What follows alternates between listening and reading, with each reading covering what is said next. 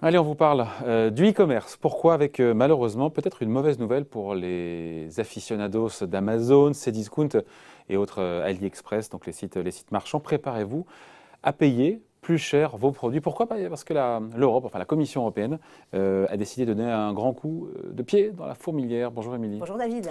Alors, on va dire, certains diront que c'est peut-être un juste retour des choses, car à la base, ces produits qui sont achetés, on les paye moins cher.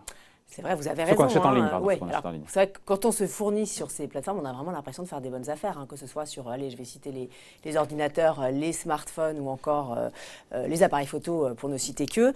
Et ce n'est pas qu'une impression, ces produits, ils sont vraiment moins chers. La raison, elle est toute simple. Ces produits qui viennent le plus souvent de Chine, eh bien, ils échappent à l'impôt et plus précisément à la TVA. Attendez, là, tous ces sites de e-commerce qu'on a cités, on est là pour stigmatiser personne parce qu'ils sont quasiment tous logés à la même enseigne. Ils ne sont pas censés répercuter cette TVA comme n'importe quel magasin? Et non, alors j'en cite quand même deux, les Amazon et autres AliExpress ne sont dans cette affaire que des intermédiaires. Vous savez, ce sont des marketplaces, des places de marché. Ils revendent pour le compte de tiers et rien ne les oblige à répercuter la TVA ni d'ailleurs tous les autres droits à l'importation.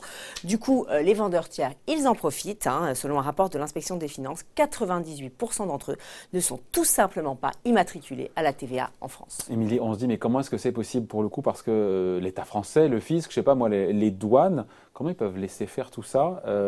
Vu le succès, encore une fois, du commerce en ligne, de ces plateformes, on se dit que le manque à gagner doit être important. Alors c'est le moins que l'on puisse dire, David, selon un rapport sénatorial qui date un peu, donc ça doit être sans doute beaucoup plus aujourd'hui, 5,3 millions d'envois express et 37 millions d'envois postaux arrivent chaque année en France. Et effectivement, pour les finances publiques, le manque à gagner est loin d'être négligeable. Selon le Canard enchaîné, eh bien, il atteindrait 1,5 à 2 milliards d'euros par an. Ouais, c'est tous les ans en plus. On va préciser que, Émilie, que ces vendeurs profitent de ce qu'on appelle voilà, une faille dans le système.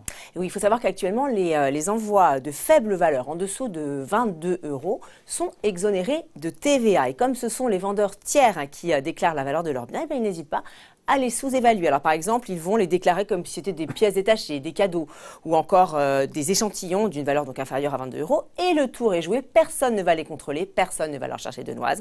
Et ce sont ainsi des millions de biens importés qui échappent ainsi à l'impôt chaque année en toute impunité. Leur chercher des noises. Exactement. Voilà. Mais ça, c'était avant, Émilie. Aujourd'hui, oui. La Commission a décidé de mettre son museau. Oui. Là-dedans. Alors exactement, la directive remonte à 2017 et comme vous le disiez, elle donne un grand coup de pied dans la fourmilière. Désormais, ce sont les plateformes qui ont la responsabilité de la collecte de la TVA. Alors ça va se faire en plusieurs étapes. On va déjà signaler que depuis le 15 mars, il y a plus de contrôle sur les colis expédiés par avion. Et à partir du 1er juillet prochain, tous ces colis seront assujettis à la TVA.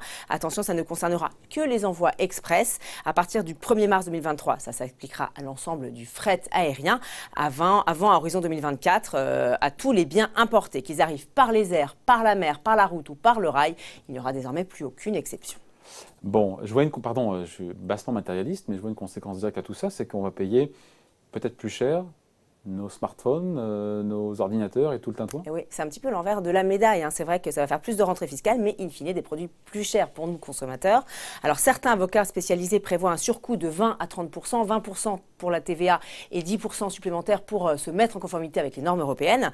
Quand on sait que chez Cdiscount, un tiers des produits sont proposés par des vendeurs tiers, une proposition qui monte même à 58%, une proportion, pardon, qui monte même à 58% chez Amazon, on se dit qu'effectivement, cette hausse va très vite se faire ressentir. Reste à savoir si les plateformes, donc les fameuses marketplaces, vont jouer le jeu et vont répercuter la TVA. Pour l'instant, la seule qui a répondu, c'est AliExpress, qui a indiqué à nos confrères de Capital qu'elle se conformera bien à la réglementation européenne une fois qu'elle rentrera en vigueur. Donc on verra pour les autres. Affaire à suivre donc. Merci beaucoup Émilie, bon week-end.